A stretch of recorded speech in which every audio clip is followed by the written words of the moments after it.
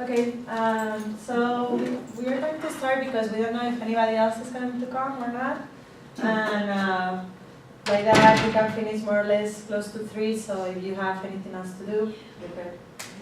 So, I'm Marián, Giráldez, Elizo. I have a master in Hispanic linguistics here at UNM, in the Spanish department, and I'm doing my PhD in educational linguistics.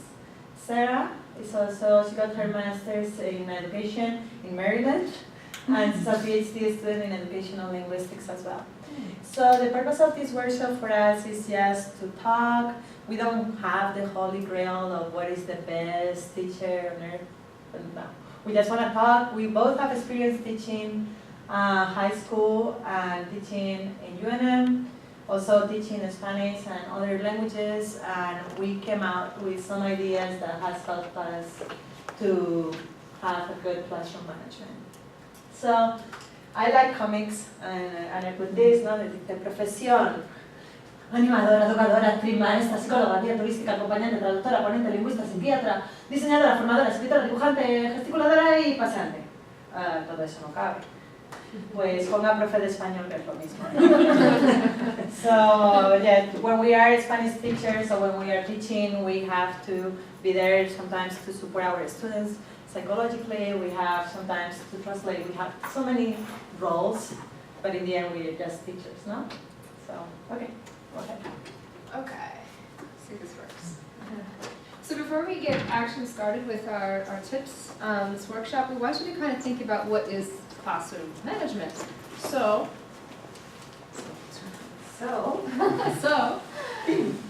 we want you to think about what this looks like on your own for maybe about 30 seconds. You can jot down a few ideas or simply just brainstorm.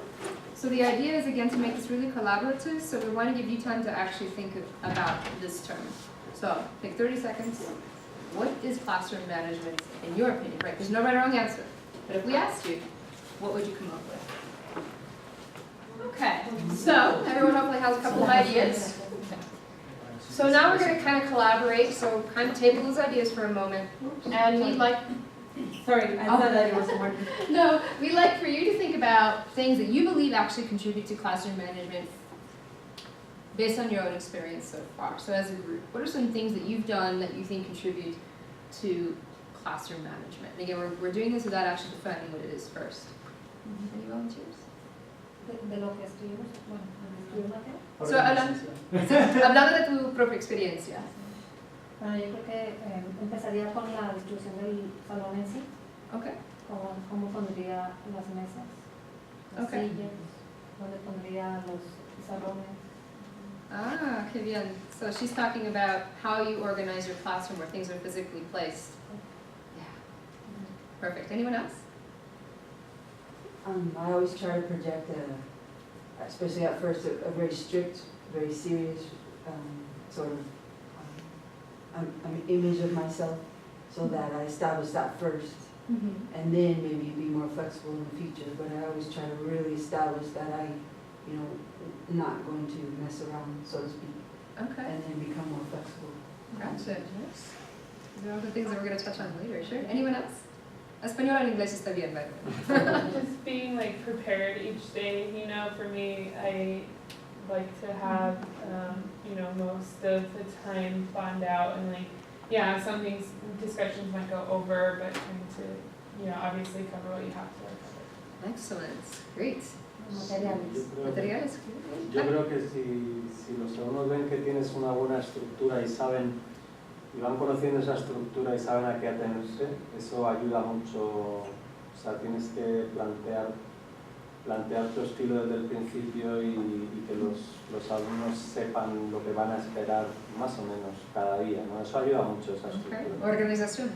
Y luego la otra que yo creo que es muy importante es identificar los posibles puntos de alumnos o grupos de alumnos difíciles y tener una especial buena comunicación con ellos, porque ellos son los que tienen su propio classroom management, los que intentan interferir en tu classroom management, ¿no? Entonces es importante comunicarse muy bien con ellos.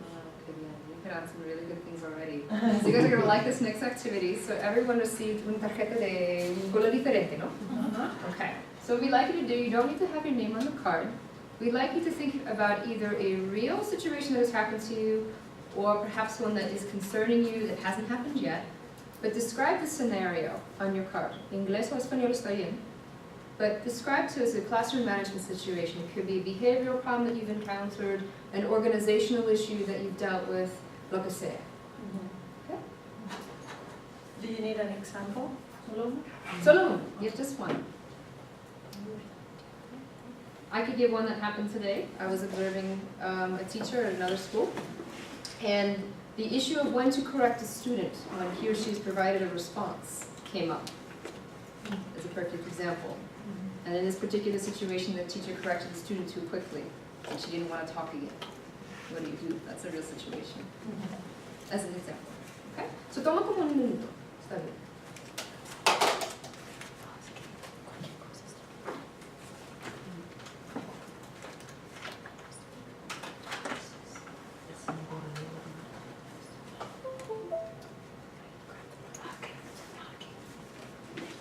And we're going to exemplify classroom management. When you're finished with your scenario, just push the card in front of you so we can see who is finished. Part of this is just modeling today. What are some things that you can take away? Yeah. How do you Something know- that you can do in your class with something different. Yes.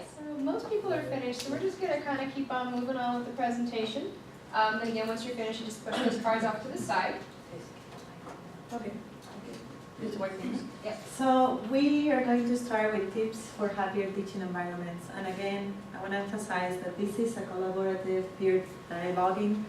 We just came out with things that have worked for us in our classrooms, but you probably tell us something that we haven't thought of, and so this is for us to share.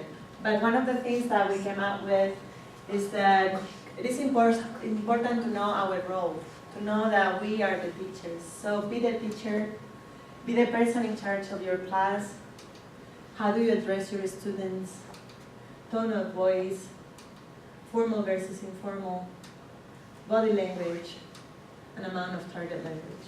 So be the person in charge of your class. What that means, all of us, we can feel intimidated at some point because language barrier, or because we have a student that is more advanced than us, that maybe is in their PhD, or because we have a very self-confident student that is like, yes, you know, we have to remember that we are the teacher and we are the ones that control our classroom, and that we put the limits and the rules, and we allow what things we allow and what things we don't allow.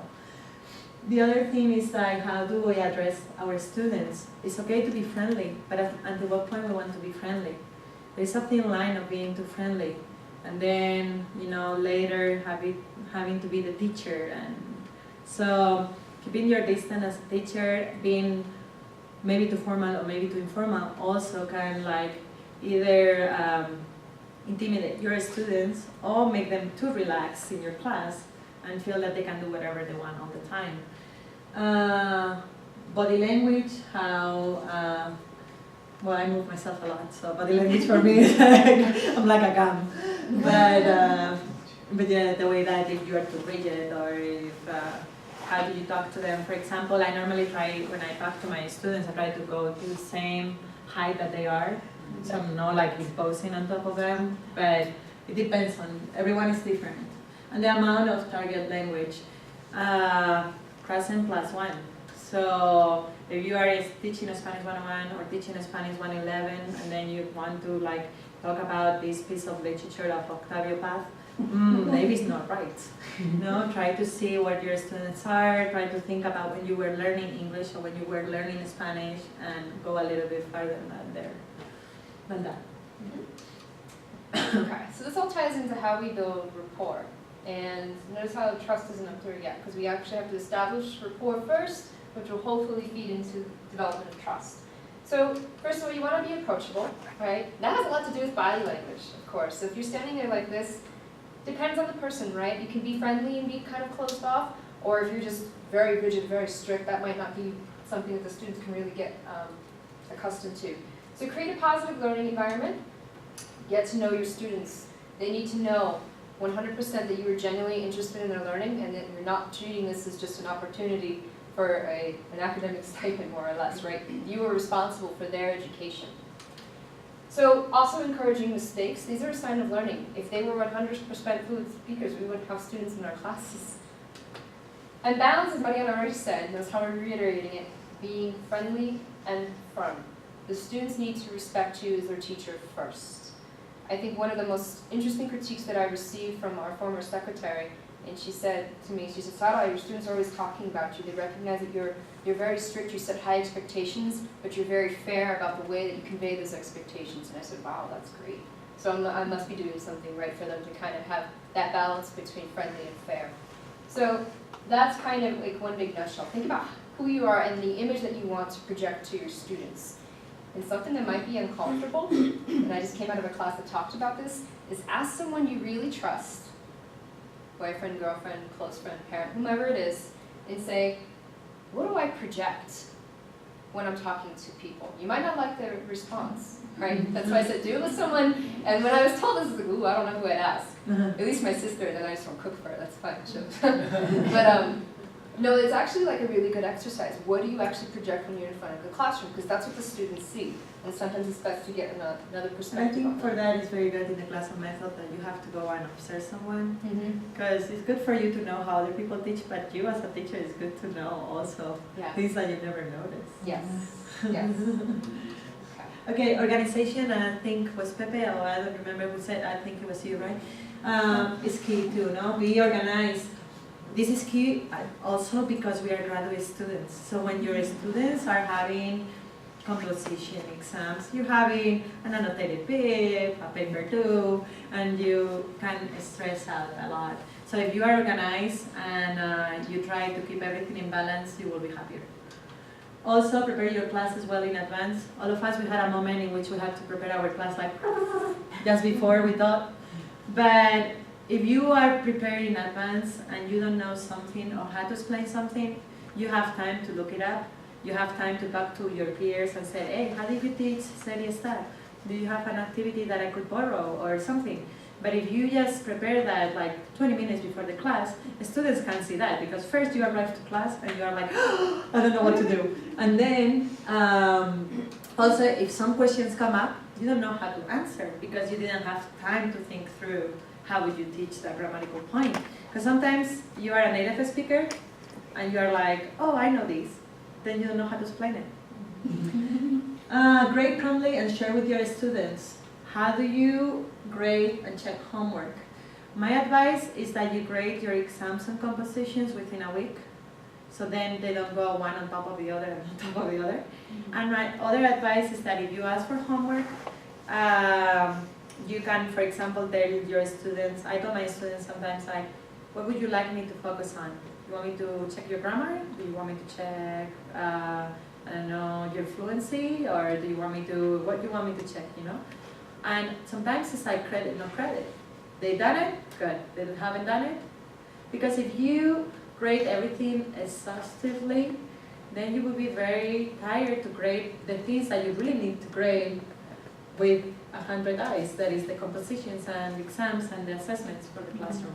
And you will get tired also because you have your classes. So just quick show of hands, sorry to interrupt, I'm just curious, because there's always someone in the crowd that used to do this, so they collected everything, because that's what you thought you had to do. That was me when I started teaching. I thought I had to collect every single piece of paper at the high school level. So then my whole desk was just, it was like a blizzard, because I couldn't see it anymore. So just how many people have kind of learned this already? Yeah, see, it happens. It's totally normal. And it still happens every once in a while. Yeah, exactly. Okay. And the other thing is have all your lessons, again, make them understandable and doable. Always think about what your students know and how far can you get. And if you don't know something, it's okay to recognize it. It's okay to say, I'll get back to you next class, I'll check this. We don't need to know every single thing. And it's okay to be humble about the things that we don't know. And more importantly, just never feel or believe in the fact that you're ineffective because you don't know something. Because there will be students that kind of feed into that, take advantage of it and say, oh, this teacher doesn't know what he or she is doing, and then they'll spread that rumor. No, it's okay to take responsibility, as Marián just said, and say, I'm not really sure of that. And the good thing is that we're teaching foreign language, and all of us, we have learned a language. Either we are English speakers and we are speaking in Spanish, or the other way around. So I use this with my students. I'll tell them funny stories about how I still make mistakes that they sound totally wrong in English, you know, and that it's okay to laugh at ourselves, and it's okay not to know something, and it's okay to doubt. So, consistency. I think someone touched upon this at the beginning of our presentation as well. Be consistent. So this, again, refers to enforcing your syllabus policies. Something that I fall back on, and I'm okay with this, and you should be too. You didn't write the syllabus policies, right? And say, these are the policies, these are the guidelines, I'm abiding by these guidelines, and so should you. Right? Defer the responsibility. It's already there in writing. It makes your life a lot easier. Responding to behavioral concerns in a way that does not further disrupt your class. This is a tough one, right? Because we're humans, we get really emotional, and we have to kind of think of teaching as being in customer service, where the customer is always right, even if they're not necessarily right. So you kind of have to table those emotions, whatever they may be. It could be a student that's very outspoken, says something inappropriate. Think about the ways you could address that so it doesn't take away from the rest of your class. You have one person in a room of 22, 27, whatever it happens to be. Ask the student in private, so you're not embarrassing him or her in front, to see you after class, send an email right away. And if the situation escalates or it's something that really concerns you, especially if the student is being aggressive, don't forget to contact your supervisors or coordinators. We're a team, we're here to help. And when in doubt, definitely refer to your graduate student teaching manual, which is online through the Spanish and Portuguese website. The thing also with the emails, sometimes your students write emails that you can feel getting so hot inside of you. Like, oh!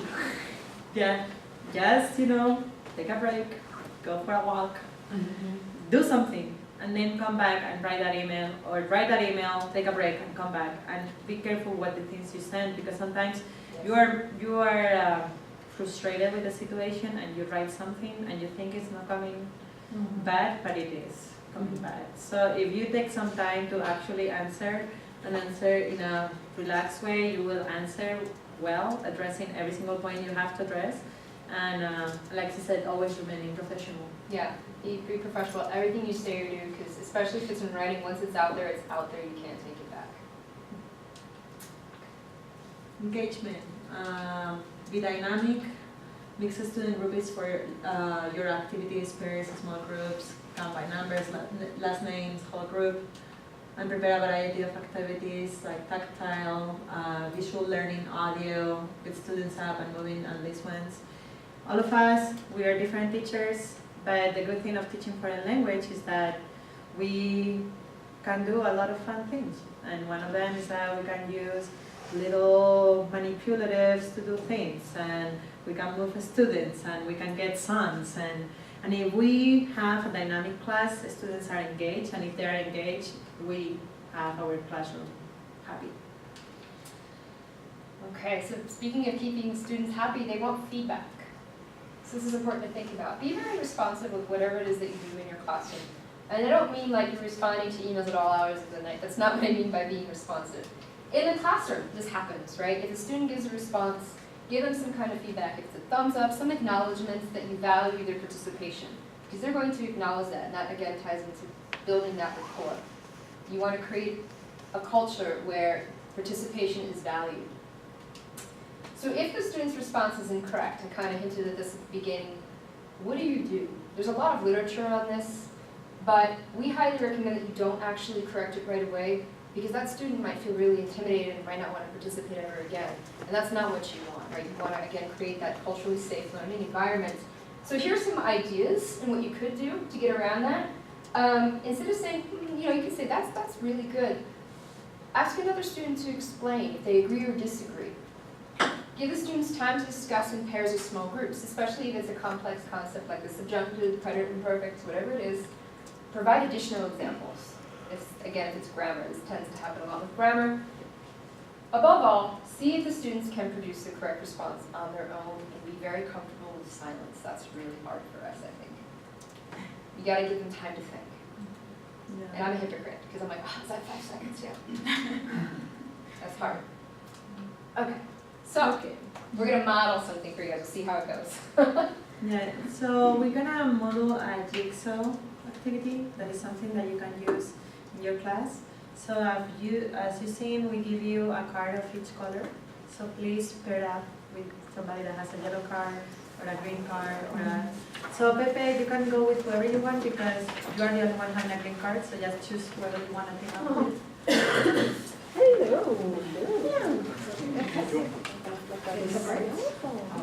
Okay. No. So what we're gonna do right now is that you have some scenarios that you decided to that you think that it would be important, no? Or that they could happen in your classroom. So now you're gonna talk about your scenarios and see what are the possible. We're not going to call them solutions, So, right? yeah. Because there's no one way of solving a problem. Some possible ways to address your scenario. Yeah. And what we'd like you to do is we have some tape over here. We're going to take them to the board. So we have 3 groups. So and 2 we groups have there. here huddle boards if you prefer to have them here.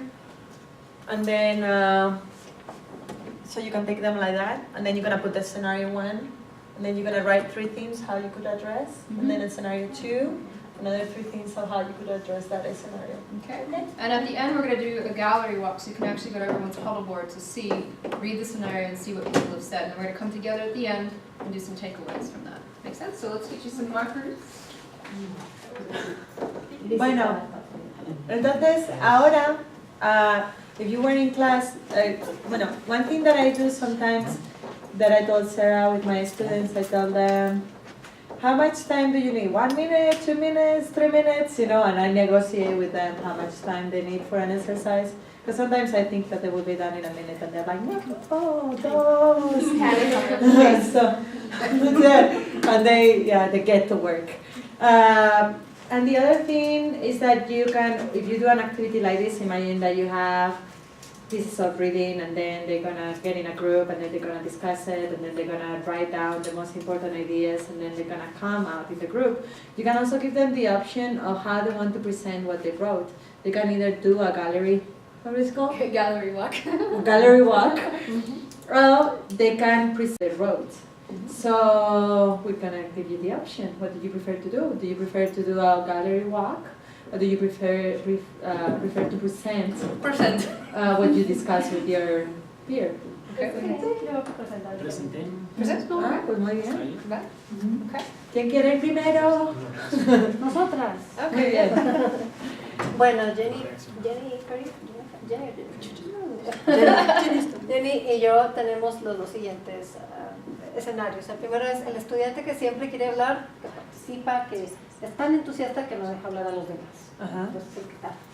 El primero que tomamos en cuenta fue modelar la toma de turnos con los demás estudiantes, para que lo vea en vivo. Y el siguiente sería que darle toma de turnos. Ella dice que observó a un maestro que con tarjetitas tenía los nombres y solamente el nombre de la persona que ella dice que está en la tarjetita es la persona que contesta. Entonces, Es al azar. ajá, Sí. entonces es al azar porque el maestro es el que saca el papelito y dice ahora va a contestar Jennifer, ahora va a contestar Mateo, ahora va a contestar. Entonces tiene que respetar que está saliendo la tarjeta con su nombre o que no está saliendo. Y no sé si está ese caso, pero ¿qué harían ustedes si, al contrario, tienen un estudiante, porque están hablando del estudiante que está totalmente que quiere hablar, pero Sí. ¿qué pasa con el que no quiere hablar nunca? Bueno, yo creo que esta misma técnica funciona perfecto porque cuando sale la tarjeta no es porque le estoy diciendo, ves tú que no hablas nunca, sino, ahora te toca a ti. Sí, ¿no? exactamente. Claro. ¿Alguien tiene una idea o una sugerencia más? ¿Para ella?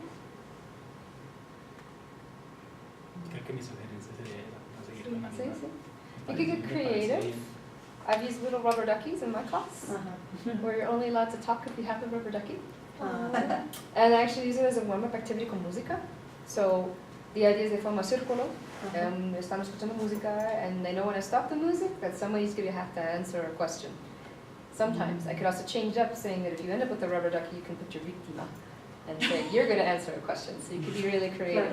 But they learn that, you know, it's a good way of establishing floor, who can talk, who should listen, etc. as an idea. How would you do the rubber ducky? You would give it to them, give it to someone? Or? Yeah, Pass it around. pass it around. Sí, también con una pelota, ¿verdad? Una pelota, yep, I've used pelotas también. Kind of a little careful with pelotas. Sí. They like to. Giráldez, pero está bien. ¿Cuál es la siguiente? Sí, es que tengo una alumna de intercambio y es que les asigné un trabajo en grupos a todos y tenemos clases los martes y jueves, entonces la fecha límite es martes, entonces son 5 días y para mí fue suficiente. Pero ella sé que es muy buena alumna, bastante aplicada y todo, entonces me sorprendió también que se quejó pues casi inmediatamente con un poco de emoción porque ella por ser de intercambio sale todos los fines de semana. Entonces se quejó que por qué no les puedo dar una semana. Entonces yo la verdad normalmente no me falta pues el control de saber qué hacer en esas situaciones, pero pues sí, en el momento me pescó de sorpresa y les dije pues trato de tomar eso en cuenta en el futuro, darles una semana. Pero luego después yo, ¿por qué les dije eso? ¿Qué tonta soy? Pues mejor no, es que el objetivo principal de aquí es lo académico y tengo alumnos de posgrado, tengo alumnos que tienen hijos y todo, entonces ¿cómo voy a dar preferencia a ella? Pues anda de turista y pues estamos aquí en lo académico, pero ya yo pensé eso después, entonces ya no supe cómo manejar la situación.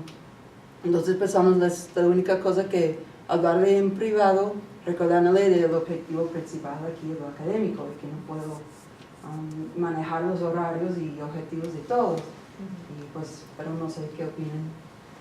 Y otra vez es un poco lo que hablábamos antes de ser consistente, Uh-huh. o sea, si tú decidas lo que decidas, porque al fin y al cabo tú eres la profesora y tú decides si quieres poner este plazo o no ampliarlo, pero si decides que lo amplías, ya tienes que ser consistente con que otros estudiantes te van a poder pedir también lo mismo.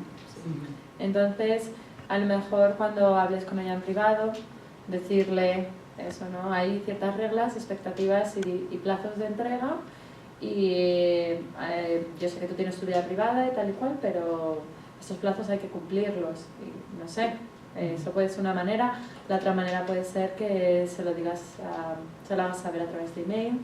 ¿Perdón? ¿Cómo? A través de un correo electrónico. Es que Pero yo pienso que siempre es mejor hablar primero en persona.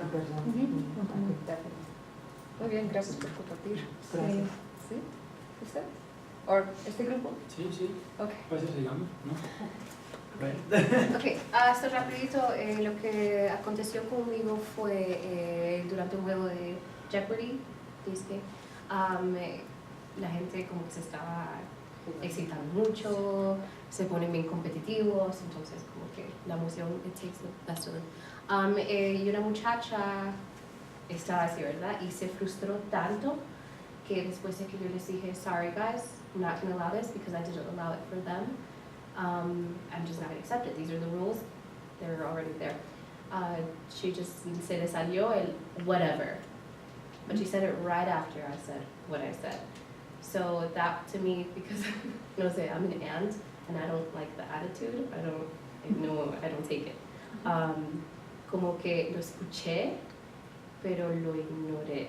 Just it was hard because I didn't react, but like estaba ahí. So just like the entire, I don't know if that's. Sí, so yeah, eso es, ignorar, no reaccionar. Si es algo continuo que sigue pasando, entonces ya ahí sí tomar diferentes precauciones. Like too, you could like refer back to the syllabus like we were talking about and say, participation is this much, and having a bad attitude and not, following my instructions will affect negatively. Like just making a kind of a broad statement about that. Yeah, I know they're really good. Like I'll be like, atención, y es atención. Like I've trained them. Yeah. I like to think I have.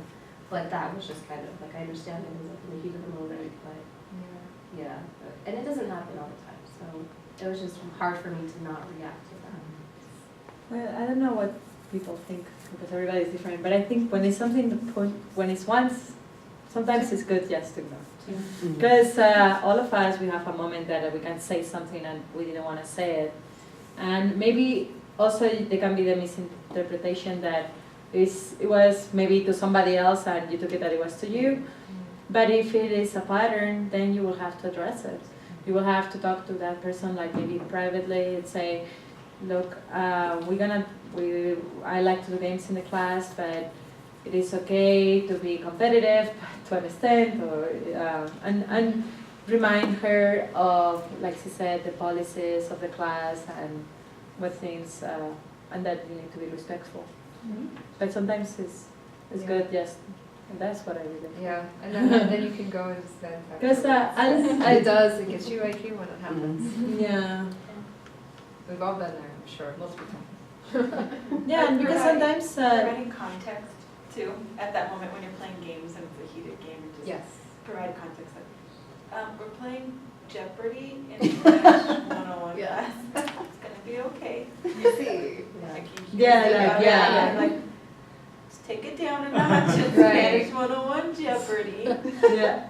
And And you then- can play into Yeah. that too. Sense of humor always works. Always works Yes. to kind of like bring everything down. Like when you see that somebody's getting like, just, you know, This give is it like that, not like, American yeah. Ninja You're not Warrior, you're not actually gonna win battling. money. Yeah, that's right.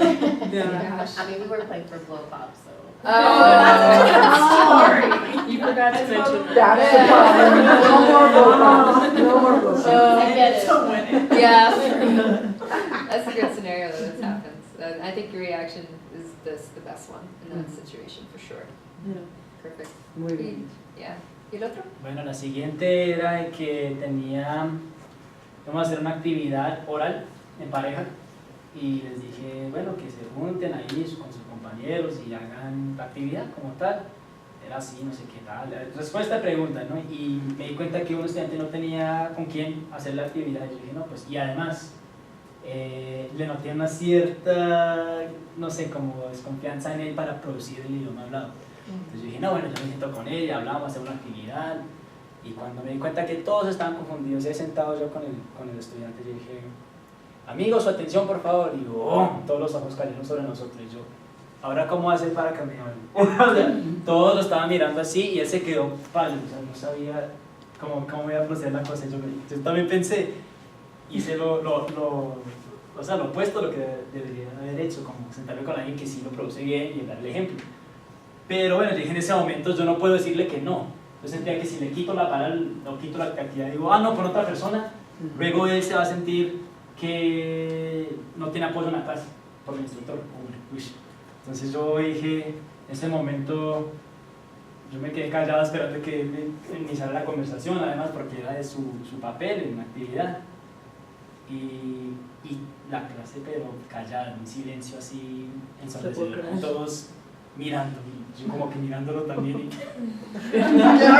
Y cuando alguien por fin dio la oración, ¿cómo estás? O ¿qué día? No sé qué fue. Y yo lo miré como frustrado y dije, pero ¿por qué le quitó la palabra? Hombre, yo quería que lo dijera, no quiero que se le produzca una desconfianza. Y miré al estudiante del otro y dije, muy buena respuesta, sí, claro, pero eso es para ti, es relativo para ti. Ahora veamos lo que vamos a tener aquí en nuestra conversación. Y fue incómodo y eso produjo un silencio y una incomodidad entre todos. Pero tuvimos que pasar por eso. Y se cumplió, hicimos la actividad al final, sí lo hicimos, pero en el momento dije, ¿cómo hago eso? O sea, de que voy a dar el ejemplo con alguien que necesita el ejemplo, ¿no? Que no lo va a producir, que necesita ver el ejemplo para producirlo. Y dije, no, eso es para la siguiente vez, tengo que programarme mejor en los ejemplos. Y más hablados, ¿no? Porque creo que eso es como el punto de nervios para todos en las clases, entonces, pues bueno. Y las recomendaciones eran darle apoyo, a pesar de lo incómodo que es la situación. Y Adi me dijo sacarle la timidez, porque quién sabe, tal vez al empujarle a un estudiante un poquito, darle ese empujoncito que ya no después van a tener tanta timidez al hablar, o se les quita del todo. Entonces también me gustó la idea, sin ser tan autoritario, como no, tú, te tocó, sino... A la discreción del maestro. Sí, y depende, ¿no? Algunos quieren, otros tal vez no respetan la actividad. I think sometimes for providing examples, you can ask for volunteers. And because like that you don't put anybody on the spot. Sí. But I also think you are learning and all of us we are learning and we all always do an activity and doesn't go as we plan or it comes out like the wrong way we wanted to do it and it's okay. I mean we're gonna have like awkward silences and moments of I wish I wouldn't have done this, but For providing examples, I would ask for volunteers because like that, you know, like you're always gonna have somebody that is more outgoing and wouldn't mind to do it. And even though if they make a mistake, they don't mind if somebody makes like laughs or something. And some other people can feel really, really intimidated. And once you get to know your class and your class gets to know you, those more shy students, they will be encouraged to participate as well because they will be like, oh, I want to do it, you know, and they will try. But they will try it at their own pace. Maybe they are not ready at the beginning of the semester, but they are ready at the end. Or maybe they're ready when they know this grammatical point better. Or maybe you can do also like provide these samples within smaller groups. You know what I mean? Instead of doing it in the front of the class. Like the whole class? Yeah, like maybe groups. Yeah. Go into one group. That's what I was going to say, grouping strategies, because students tend to, especially the shyer ones, tend to do better in smaller groups. Gives them an opportunity to do something in a low-risk environment versus in the class. And the other thing is that sometimes you can ask also for more than one volunteer. Yeah. That also helps. If they see somebody, they see themselves with somebody else, they don't feel that much on the spot. Because also think about yourself as students when you're in a graduate class and somebody asks you something that you have no clue and you're on the spot. you also look like this, like, you wish you had a peer next to you to sort of. Muchas gracias por compartir. Sí, gracias. Vamos a seguir con el grupo final. Ok, el primer escenario era el mío, que es un estudiante que no está interesado en la clase, no le interesa participar, tampoco nunca me pone atención. Y en una ocasión les puse una actividad que estaban haciendo en grupos pequeños y preguntó ya varios minutos después de que todos estaban participando y así, tenemos que, well, do we have to do this? And I was like, Yes. well, you have to turn it in.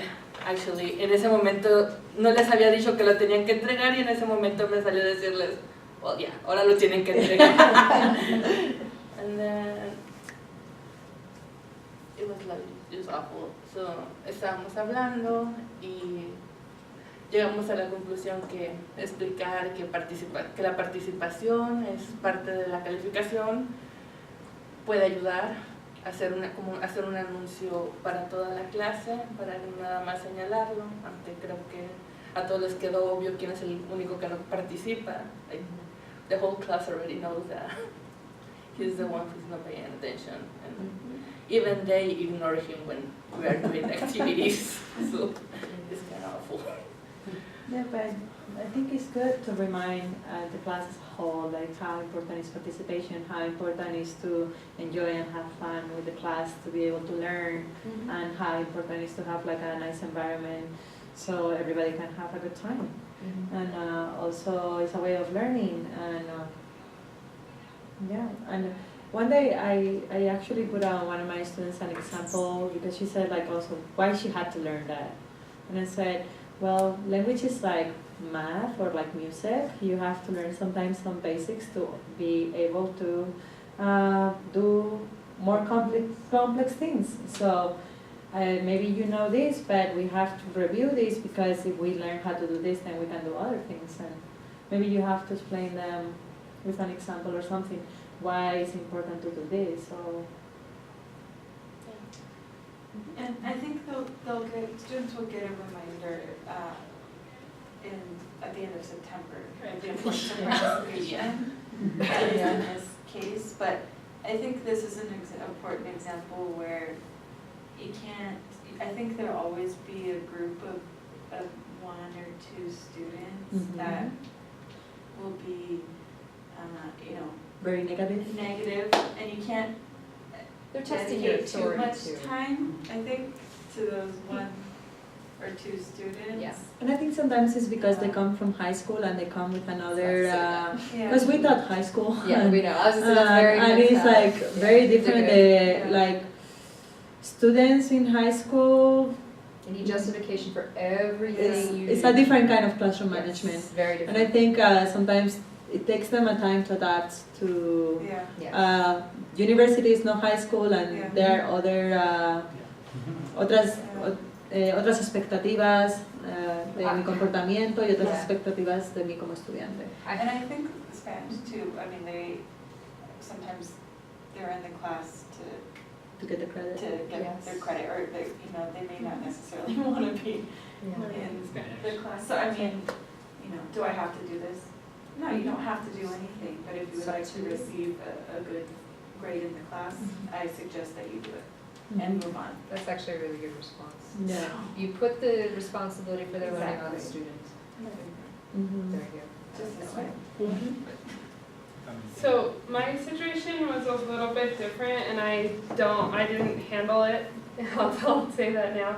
But I had a male student who was braiding the hair of a female student like during class, and they were being weird about it and like kind of loud and like giggly. Like I thought it was just being kind of flirty, and then I realized like ever since then she's like kind of avoided him, and so I don't know if she was like actually super uncomfortable in this situation, like thinking about it after the fact, you know.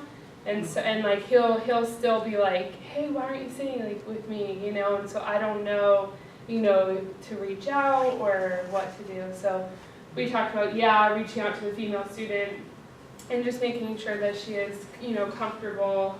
And then I've tried to in activities like get them to go to other, you know, sides of the room because they end up working together a lot of times. So I'll just say like get in a group and they're, you know, on the same side of the room. So I've been trying to, you know, keep them separate.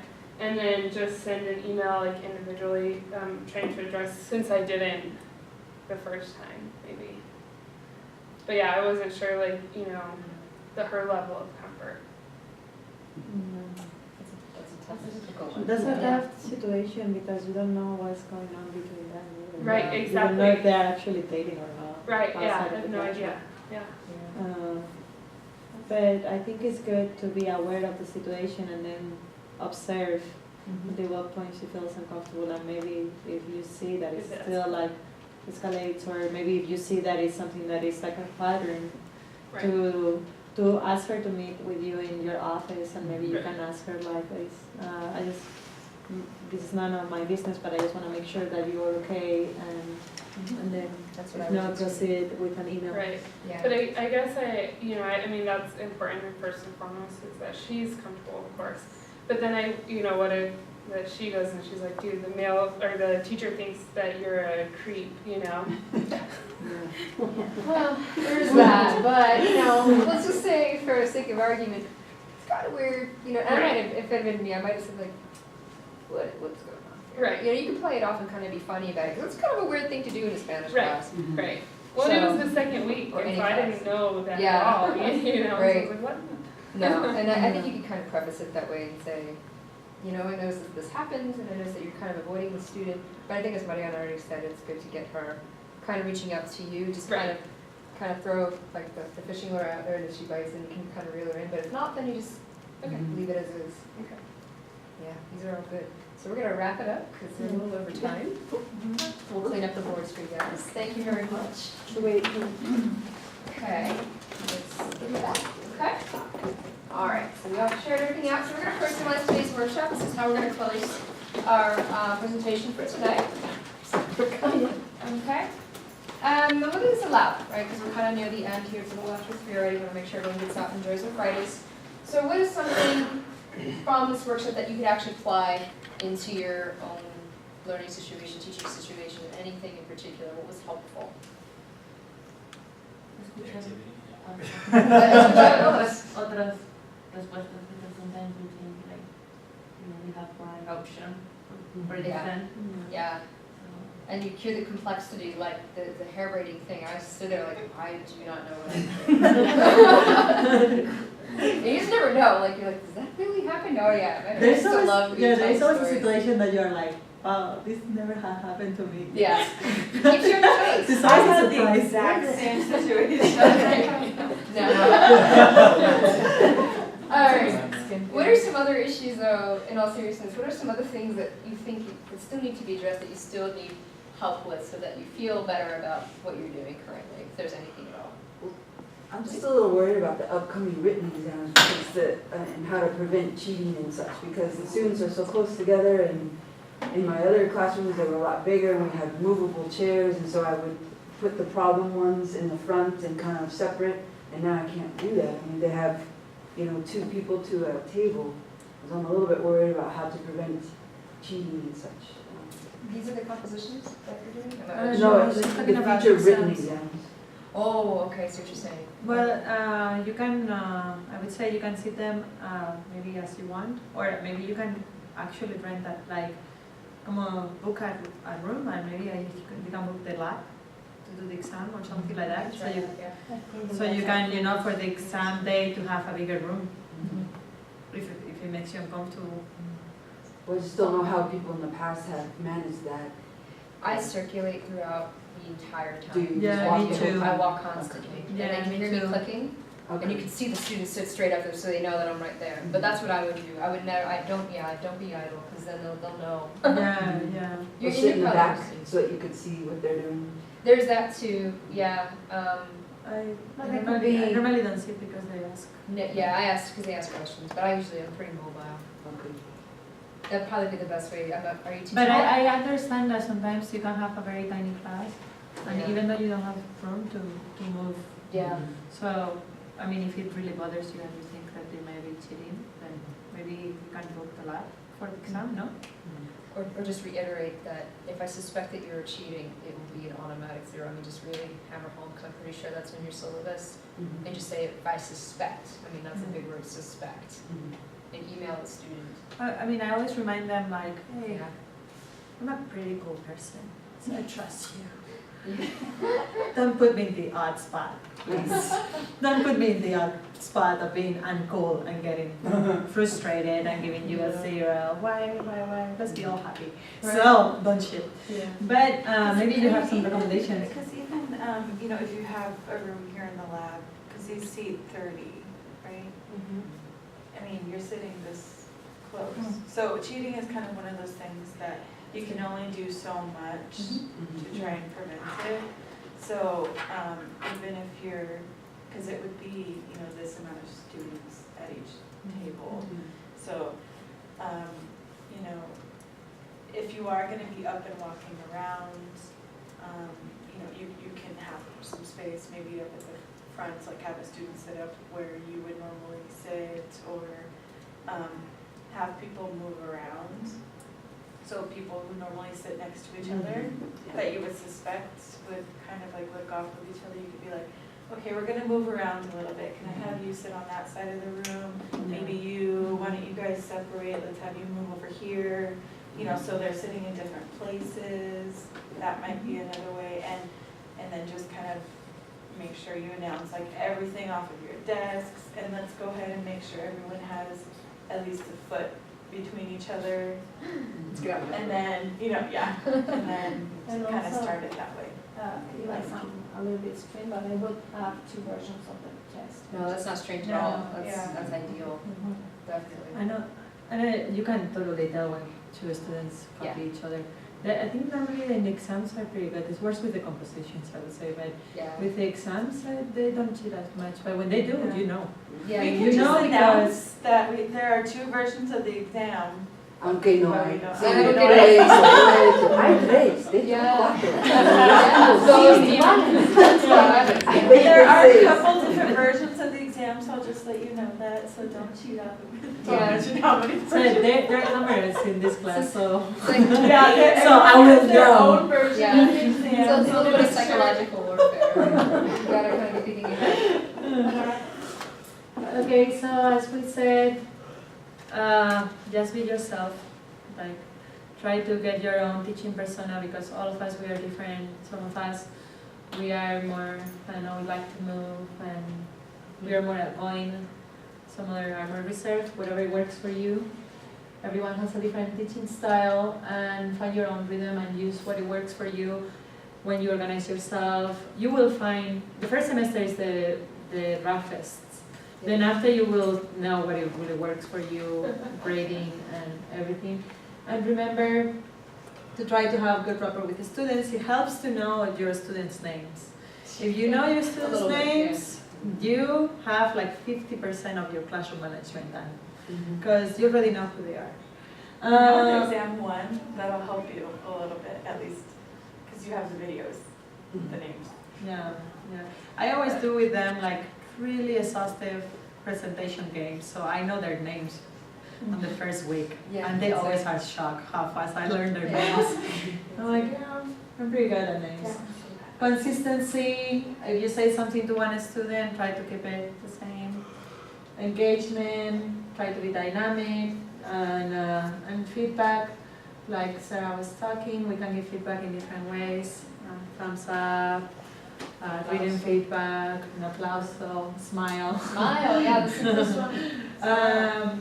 Those are keys for happier learning environments. And also remember that collaboration occurs within and outside the classroom. Like, we are all teachers, we can all help each other.